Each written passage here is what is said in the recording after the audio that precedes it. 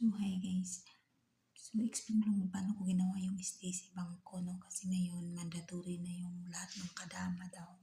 Dapat may Stacy Bank na. Yung iba madami na tatanong paano gawin. So, kasi yung amo ko nga sabi niya nung nakaraan, lahat daw ng katulong simula ng January 1, dapat doon na isin sa Stacy Bank yung mga sahod. Papadaan sa masanin. Ayun.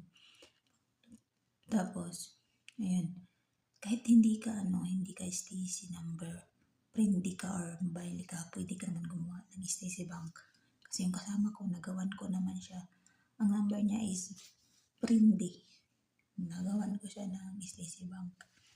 So, ganito lang.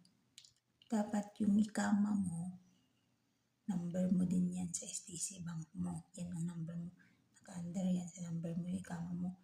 Tapos yung AppShare mo, naka-enter din sa number mo. Kasi yung akin, panilatan ko din kasi yun yung unang number ko. Dati, na binili ng amo ko, hindi pa yun naka-under sa ikama ko, kaya pinalitan ko yung AppShare ko. Pero pinalitan ko siya, sa cellphone ko lang din. Kung marunong kayong magpalit sa cellphone, hindi na kailangan kayong pumunta sa machine. Sa cellphone lang makakapalit na kayo ng AppShare number. Kasi sa AppShare, sa cellphone application ko lang nila siya ang pinalitan. Nag-fingerprint ako sa cellphone. Tapos picture. Tapos ang alawa, yun, tapos mag-register ka na sa STC Bank. Tapos sa NAPAT, yung password mo sa AppShare, yan din ang password mo sa NAPAT. Pero kung nakalimutan ko, gagawa ka na lang ulit kasi kagaya ng kasama ko, yung NAPAT niya nakalimutan niya yung nakalimutan.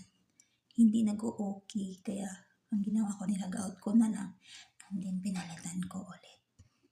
Yun, wasag siya. At ngayon may Stacy Bank na siya. So, yun lang po.